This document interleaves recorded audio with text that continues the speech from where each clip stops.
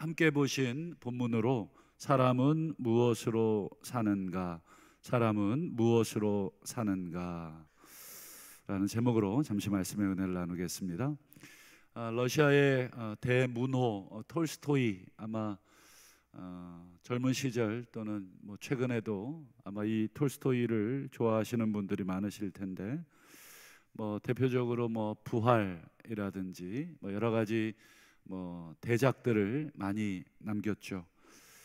톨스토이가 쓴 단편 소설이라고 할 수 있는 사람은 무엇으로 사는가 라는 이 소설이 있습니다. 읽어보신 분들이 아마 많으실 텐데, 여러분, 사람이 무엇으로 사는 것 같습니까? 라고 톨스토이는 우리에게 질문을 던지고 있는 것이죠. 여러분들은 무엇으로 산다 이렇게 대답을 하시겠습니까?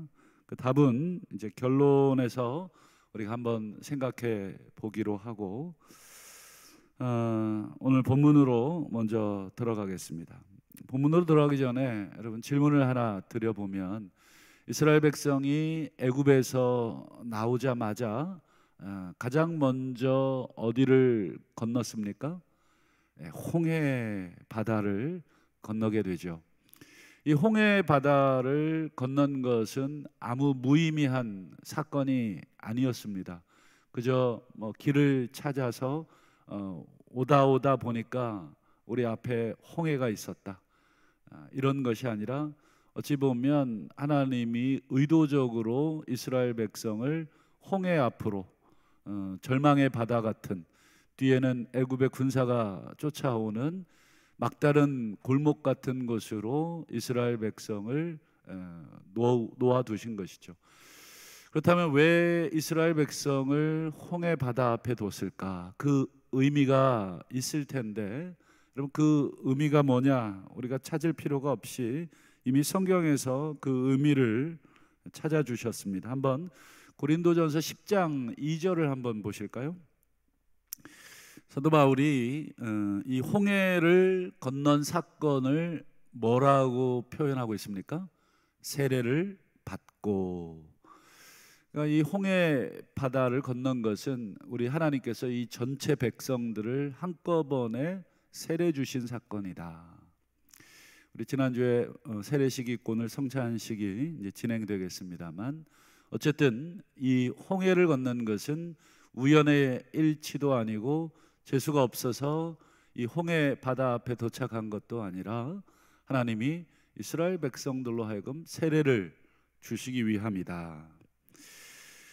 그 다음에 여러분, 세례를 받은 다음에 이스라엘 백성이 그 다음 어디로 들어갔습니까? 광야. 여러분, 이 순서를 잘 기억해 두셔야 됩니다. 이스라엘 백성이 홍해에서 물 세례를 받고 곧바로 가나안 땅으로 들어간 것이 아니라 광야로 들어갔다. 세례받고 광야. 자, 그렇다면 여러분, 이걸 머리에 좀 염두에 두시고 예수님의 행로를 좀 보도록 하죠. 우리 누가복음 4장 1절과 2절인데요. 오늘 본문 보시죠. 자, 예수께서 우리 지난 시간에 세례를 받으셨죠. 그래서 성령으로 충만함을 입어 요단강에서 돌아오셨다. 요단강에서 돌아오셨다는 말은 세례를 받고 돌아오셨다, 이런 뜻인데, 그 다음 예수님이 세례받고 어디로 가셨습니까? 광야에서 40일 동안 성령에게 이끌려 마귀에게 시험을 받으셨다. 예수님의 행로를 여러분 두 단어로 정리해 보면 세례 받고 그 다음에요, 광야. 아까 우리 이스라엘 백성이 애굽에서 나와서 제일 먼저 세례 받고 그 다음에요, 광야. 이스라엘 백성의 행로와 예수님의 행로가 어떻습니까? 똑같습니다. 그 말은 이 누가복음 4장 1절과 2절의 예수님의 행로는 그냥 우연의 일치가 아니라 무엇이 되겠습니까? 의도가 있는 예수님의 행보가 되겠습니다. 우리나라 대통령이 되면 제일 먼저 어디로 갑니까? 그렇죠, 현충원으로 갑니다. 왜 그렇습니까? 그렇죠. 이 나라와 민족을 지킨 순국 선열들, 그리고 뭐 역대 대통령들이 모셔져 있는 그곳, 거기에서 대통령으로서 이 나라와 민족을 지키는 것을 가장 최우선으로 삼겠다라고 하는 이 행보, 그리고 백성들에게, 국민들에게 그걸 알리고자 하는 것이죠. 근데 뭐 현충원이 아니라 제일 먼저 취임하고 나서 뭐 다른 데를 갔다, 그러면 그 행보 하나하나가 다 의미가 있는 것입니다. 여러분, 일개 대통령도 어디를 갈지, 거기를 왜 가는지를 신중하게 결정을 하고 움직인다면, 우리 예수님의 행보도, 여러분, 공생에 이제 막 시작하신 예수님의 행보도 더욱 의미가 있는 것입니다. 한마디로 예수님의 행보는 과거 이스라엘 백성들의 행보를 그대로 재현해주고 있습니다. 왜 이스라엘 백성의 행보를 그대로 재현해주고 계신가? 왜 그렇다고 여러분 생각하십니까? 그 이유는 딱 한 가지밖에 없습니다. 과거 이스라엘 백성이 홍해를 건넜어요. 세례를 받았어요. 그리고 광야로 들어가서 광야 40년 동안 시험을 받았습니다. 근데 결론만 얘기해 보겠습니다. 이스라엘 백성이 광야 40년 동안 받은 그 시험에서 이스라엘 백성이 성공했을까, 실패했을까? 우리가 이렇게 질문을 던져본다면, 여러분, 성경을 통해서 그 답을 뭐라고 내릴 수 있겠습니까? 실패라고 그 답을 내릴 수밖에 없겠죠. 물론 궁극적인 하나님의 큰 인도하심 속에서는 실패라고 할 수 없지만, 그 40년 이스라엘 백성들의 삶만 이렇게 제안해 놓고 해석을 한다면 실패입니다. 그렇다면 과거 이스라엘 백성들이 실패했던 이 광야에서 지금 예수님도 시험을 받고 있다. 아까 2절에 보면 마귀에게 40일 동안 시험 받았다. 40일이라는 숫자도 그러니까 뭐 의미 없는 숫자가 아닌 것이죠. 40년을 하루로 단축시켜서 40일 동안 그곳에 계신 것입니다. 그러니 예수님의 행보 하나하나는 다 이스라엘, 과거 이스라엘 백성들의 행보 하나하나입니다. 그렇다면 예수님은 이 광야에서 받으신 이 시험에 성공하셨을까, 실패하셨을까? 과거 이스라엘 백성은 실패했는데 이제 예수님은 어떻게 되셨을까? 한번 3절을 보실까요? 이제 마귀가 시험을 합니다. 마치 이스라엘 백성을 시험했듯이 마귀도 이제 시험을 합니다. 네가 만일 하나님의 아들이거든 이 돌들에게 명하여 떡이 되게 하라. 첫 번째 시험의 주제는 무엇입니까? 이 돌들을 떡이 되게 하라. 이게 첫 번째 시험 문제였습니다. 여러분, 목구멍이 포도청이라는 말 들어보셨죠?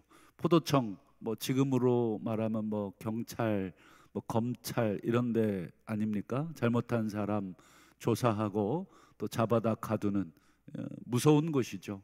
여러분, 이 먹고 사는 문제, 이 목으로 음식이 넘어가지 않으면 사람이 죽기 때문에 이 먹는 문제는 이 포도청, 이 아주 무서운 것만큼 우리 인간에게 이 두려움을 줍니다. 먹고 사는 문제가 해결되지 않으면 여러분 다른 어떤 것도 할 수가 없죠. 그러니 이 먹구멍이 포도청이라는 말이 딱 맞는 것 같습니다. 먹고 살기 위해서라면 뭐 아무리 뭐 포도청에 잡아간다고 한들 여러분 뭐 먹고 살아야 되니까 무슨 짓이든지 사람이 합니다. 그래서 법원에서도 이 생활형 범죄라 그러나요? 정말 이 살기 위해서 뭐 도둑질을 한 사람에 대해서는 물론 벌을 내리지만 그 정상을 참작해 주기도 하죠. 열왕기하 6장에 보면 두 여인이 싸우는 이야기가 나옵니다. 왜 싸웠습니까? 사마리아 북이스라엘에 전쟁이 나죠. 아람 왕이 포위를 합니다. 성을 포위하여 고사작전을 펼칩니다. 다 굶어 죽어라. 나오는 사람은 칼에 죽이고 안 나오거든 그 안에서 굶어 죽어라. 성을 빙 둘러쳐서 고사작전에 들어갑니다. 여러분, 하루 이틀은 버틸 수 있지만 한 달, 두 달, 1년, 2년 버틸 수 있는 식량이 없죠. 그래서 두 여인이 서로 합의를 합니다. 어떤 합의를 하느냐? 오늘 내 아들 잡아먹을 테니 내일은 네 아들 삶아 먹자. 참 여러분 끔찍한 일이죠. 이처럼 이 먹고 사는 문제 굉장히 인간에게는 심각한 문제고 중요한 문제입니다. 이 먹고 사는 거 앞에는 여러분 부모 자식 간에도 이렇게 매정해지고 또 무정해지는 것이 인간의 모습이라고 하는 것을 보여주죠. 여러분, 오늘날 우리 사람 사는 사회의 대부분의 싸움이 다 어디서 시작이 되든가 한번 돌이켜보면 뭐 정의의 문제도 있겠고 뭐 여러 가지 많은 문제로 싸움이 나지만 대부분 우리의 싸움을 가만 들여다보면 다 먹고 사는 문제 때문에 싸우는 것은 아닌가. 노사 간의 여러분 다툼 결국은 무엇입니까? 그 안에 본질은 먹고 사는 문제, 누가 조금 더 많은 것을 먹을 것이냐, 이 문제로 실랑이를 벌이다가 분규가 일어나고 공장이 중단되고 그 손해를 서로 피차간에 보면서까지도 양보하지 않고 결국은 공권력이 개입돼서 합의를 보고 뭐 이런 것들이 있지 않습니까? 오늘 예수님께서 받아 드신 첫 번째 시험 문제, 이 돌을 떡으로 만들어라. 이 문제에 대해서 예수님이 제출하신 답변을 보겠습니다. 만약에 예수님이 뭐라고 답변하셨을까? 누가복음 4장 4절인데요. 한번 보실까요? 예수께서 대답하시되 기록된 바 사람이 떡으로만 살 것이 아니라. 이거는 신명기 8장 3절에 대한 인용인데, 신명기 8장 3절 원문을 가서 보면은 뒷부분이 더 있죠. 사람이 떡으로만 사는 것이 아니요, 그 다음 보세요. 여호와의 입에서 나오는 모든 말씀으로 사는 줄 네가 알게 하려 하심이니라. 여러분, 돌을 떡으로 만들라는 사탄의 시험에 예수님의 답변의 핵심은 무엇입니까? 사람이 무엇으로 사느냐라고 하는 답변을 주신 것입니다. 사람이 여러분 무엇으로 사는 것입니까? 떡이 아니라, 떡만이 아니라 말씀으로 산다. 여러분, 사람이 말씀으로 산다. 사람이 말씀으로 산다. 사람이 무엇으로 사느냐? 말씀으로 산다. 여러분, 사람이 뭘로 사느냐의 문제는 단순히 먹고 마시고 이 문제가 아니라 무엇이 진정 사람 되게 만드느냐, 어떤 것이 사람을 진정으로 사람 되게 하느냐. 여러분, 우리 인간이 어떨 때 여러분 진짜 사람이 됩니까? 라고 하는 질문을 우리가 던져본다면, 다소 철학적이지만 여러분 우리 스스로에게 한번 질문을 던져보시죠. 야, 나 인간 아무개, 내가 정말 인간 맞아? 라고 하는 질문. 내가 어떻게 살아야 내가 정말 하나님의 형상, 하나님의 인간이 될 수 있을까? 여러분, 사람을 진정으로 사람 되게 만드는 것은 단순히 먹고 마시는 문제, 그 문제로 사람이 사람 되지 않는다는 것입니다. 억만금을 번들 여러분, 그것이 나를 진짜 사람 되게 만들지는 않는다는 것입니다. 그저 내 목구멍에 먹을 것을 집어넣어서 내 건강을, 내 생명을 유지할 수는 있어도, 먹을 것으로는 내 생명을 연장시킬 수는 있어도 나를 진정으로 사람 되게 만들지는 않는다. 사람을 진정으로 사람 되게 만드는 것은 떡뿐이 아니라 하나님의 말씀이다.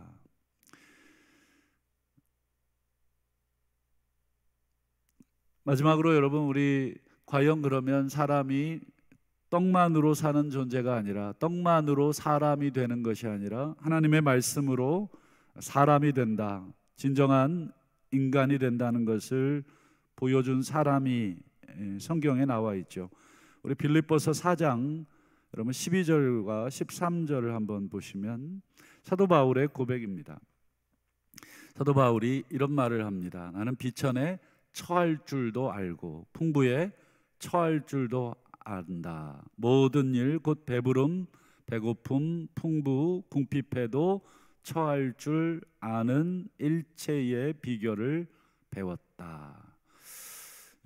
여기서 이 12절에 보면 사도 바울이 계속해서 알았다, 나는 처할 줄 알았다, 배웠다 하는 것입니다. 비천, 풍부, 이것을 여러분 다르게 표현하면 비천은 떡이 없음이고 풍부는 무엇입니까? 떡이 많음이 되겠죠. 떡이 없을 때에도 나는 어떻게 인간이 돼야 되는지를 알았고, 떡이 많을 때에도 나는 어떻게 인간이 돼야 되는지를 알았다. 모든 일, 배고픔, 배부름, 배고픔, 풍부, 궁핍 다 같은 말입니다. 떡이 많고 적음을 다르게 두 번 표현한 것입니다. 즉 경제적인 문제, 먹고 사는 문제, 오늘 사탄이 예수님께 제출했던 첫 번째 문제, 이 돌들을 떡으로 만들어 먹고 사는 문제로 진짜 인간이 되라는 문제, 그 문제에 바울이 뭐라고 대답을 합니까? 나는 모든 것에 처할 줄 알게 됐습니다. 결국 사람은 무엇을 어디에 처하든지 간에 무엇으로 사는 존재라는 것입니까? 13절에 보면 내게 능력 주시는 자 안에서 내가 모든 것을 할 수 있다. 모든 것을 할 수 있다는 것은 바로 앞에 처할 줄 알게 됐다, 진정한 사람이 됐다. 환경에 의해서 또 먹을 것이 많고 적음에 의해서 사람이 됐다가 짐승이 됐다가 이렇게 바뀐 것이 아니라 내가 하나님 안에서 내가 진정한 사람, 하나님이 원하시는 사람, 하나님이 만들기를 원하셨던 그 진정한 인간의 모습이 되었다. 이것이 사도 바울의 이 표현이었고 삶이었습니다. 말씀을 맺겠습니다. 서두에 이 톨스토이가 쓴 단편 소설 사람은 무엇으로 사는가, 아마 읽어보신 분들은 대번 답을 하시겠죠. 거기에 보면 하나님께 징벌을 받은 천사가 이 땅에 떨어져서 인간들 사이에서 가장 중요한 게 뭔지를 발견하고 오라 하는 숙제를 받고 이 죄를 지은 천사가 인간 사회에 떨어지는 이야기로 이 이야기는 시작됩니다. 그래서 인간을 만나면서 이 천사가 발견한 것, 사람은 무엇으로 사는가, 그 천사가 발견한 답은 딱 한 가지, 사랑이었습니다. 저는 이 톨스토이의 이 사람이 무엇으로 사는가 이 소설을 읽으면서 사실은 내가 알기로는 사람은 하나님의 말씀으로 사는데 왜 톨스토이는 사랑으로 산다고 결론을 냈을까? 왜 말씀이 아니라 사랑이라고 했을까? 그런데 조금만 더 생각해 보면 여러분, 사랑이 무엇입니까? 하나님의 말씀을 가장 함축적으로 요약해 놓은 단어가 사랑이죠. 예수님이 율법사와의 대화 가운데 어느 계명이 크냐라는 질문에 첫째가 뭐라고 대답하셨습니까? 하나님을 사랑해라. 둘째도 그와 같으니 내 이웃을 내 자신과 같이 사랑해라. 이것이 온 선지자와 율법의 강령이니라. 즉 성경을 딱 한 단어를 잡아서 끄집어 올려보라고 한다면 사랑이라고 하는 단어로 다 귀결이 된다. 그렇다면 하나님의 말씀을 사랑으로 규결한 예수님의 말씀을 근거로 톨스토이는 사람이 무엇으로 사는가 라는 질문에 사랑이라고 답을 한 것이죠. 그러니 여러분, 이 사랑이라는 말은 곧 말씀이고, 그것은 요한복음에 보면 예수님께서 너희가 나를 사랑한다면, 그 다음이 중요한 말이죠. 내 말을 지켜라. 너희가 나를 향한 사랑이 있다면 내 말을 지켜라. 결국 말씀과 사랑은 분리해낼 수 없고, 말씀의 본질이 하나님에 대한 사랑, 또 이웃에 대한 사랑이라는 것이죠. 오늘 예수님께서 받아 들으신 떡으로 만들어라 라는 질문에 우리는 말씀으로 만들어지는 존재, 떡으로 우리의 인생이 만들어지지 않고 하나님의 말씀, 톨스토이의 표현을 빌리자면 사랑으로 우리가 진정 인간이 된다는 그 말씀으로 우리가 이해할 수 있겠습니다. 복된 주일입니다. 오늘도 세상은 떡을 향해 자신의 이 주일도 모르고 예배도 모르고 하나님도 모르고 달려가지만, 우리는 그것이 나를 사람 되게 만드는 것이 아니라 하나님의 말씀이 나를 진정으로 인간 되게 만든다는 이 말씀을 다시 한번 가슴에 기억하고, 오늘도 우리의 생명의 근원이신 하나님 앞에 예배하시고 또 기도하시는 복된 우리 모두가 되실 수 있기를 주님의 이름으로 축원합니다. 기도하겠습니다.